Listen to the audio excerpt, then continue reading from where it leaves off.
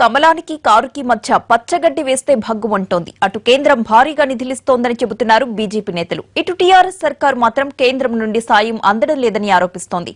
దాంతో నేతల మధ్య మాటల యుద్ధం ముదురుతోంది. తాజాగా ఆ దశ దాటి బహిరంగ పోరాటాలకు దిగే పరిస్థితి వరకు వెళ్లింది. తెలంగాణలో కమలం దూకుడు పెంచింది. అవకాశం దొరికిందే తడువుగా ప్రభుత్వంపై విమర్శలకు దిగుతోంది. అటు టీఆర్ఎస్ కూడా అదే స్థాయిలో కౌంటర్ ఇస్తోంది. తాజాగా సూర్యాపేట సభలో బీజేపీ జాతీయ అధ్యక్షుడు అమిత్ షా రాష్ట్ర సర్కారుపై చేసిన కామెంట్స్ రెండు పార్టీల మధ్య అగ్గిరాజేశాయి. కేంద్ర నిధులతోనే రాష్ట్రంలో అభివృద్ధి జరుగుతోందన్న అమిత్ షా వ్యాఖ్యల్ని టీఆర్ఎస్ తప్పుపట్టింది. కేంద్రం రాష్ట్రానికి 90,000 కోట్ల రూపాయలు ఇచ్చేదని, ఆ లెక్కలు కూడా తమ దగ్గర ఉన్నాయని చెప్పారు అమిత్ షా. అయితే అమిత్ షా కామెంట్లకు రాష్ట్ర మంత్రులు కూడా అదే స్థాయిలో కౌంటర్ ఇచ్చారు. ప్రతి విషయానికి కేంద్రంపై ఆరోపణలు చేయడం సరికాదంటున్న కమలం నేతలు అభివృద్ధి పనులకు సంబంధించిన ప్రాజెక్టులకు డీటెయిల్డ్ రిపోర్ట్ కేంద్రానికి ఇవ్వకపోవడంతోనే చాలా ప్రాజెక్టులు ఆగిపోయాయని చెబుతున్నారు. అలాగే కేంద్రం ఇచ్చిన నిధుల్ని కూడా రాష్ట్ర ప్రభుత్వం సరిగా వాడుకోవటం లేదని ఆరోపిస్తున్నారు. హైకోర్టు విభజన విషయంలోనూ టీఆర్ఎస్ నేతలు తమ ప్రయోజనాల కోసం కేంద్రంపై నిందలు మోపుతున్నారని మండిపడుతున్నారు.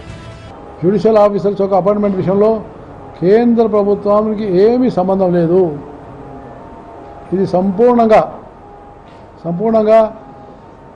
రాష్ట్ర ముఖ్యమంత్రి చొరవ తీసుకొని హైకోర్టు యొక్క ఉన్నటువంటి చీఫ్ జస్టిస్తో మాట్లాడుకొని, లేక గవర్నర్తో కూడా ఏదైనా అవసరం ఉంటే మాట్లాడుకొని సంప్రదింపులు చేసి ఈ చర్యను పూర్తి చేసుకోవాల్సిన అవసరం ఉంది. రాష్ట్ర ప్రభుత్వ వైఫల్యం వల్లే ఇటీవల హైదరాబాద్ లో కురిసిన వర్షానికి 4 వ్యక్తులు బలయ్యారని ఆరోపిస్తోంది బీజేపీ. ఆ మేరకు మంత్రి కేటీఆర్ కు లేఖ రాసిన దత్తాత్రేయ అటువంటి ఘటనలు పునరావృతం కాకుండా చూడాలని కోరారు. తాజాగా పాలమూరు ఎత్తిపోతల ప్రాజెక్టును అడ్డుకుంటున్నారంటూ మహబూబ్ నగర్ లో నాగం జనార్దన్ రెడ్డి ప్రెస్ మీట్ ను టీఆర్ఎస్ కార్యకర్తలు అడ్డుకునే ప్రయత్నం చేశారు.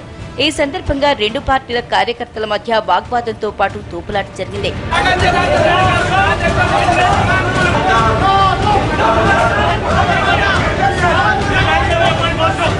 2019 ఎన్నికల నాటికి తెలంగాణలో ఎట్టి పరిస్థితుల్లోనూ బలపడాలని భావిస్తోంది బీజేపీ.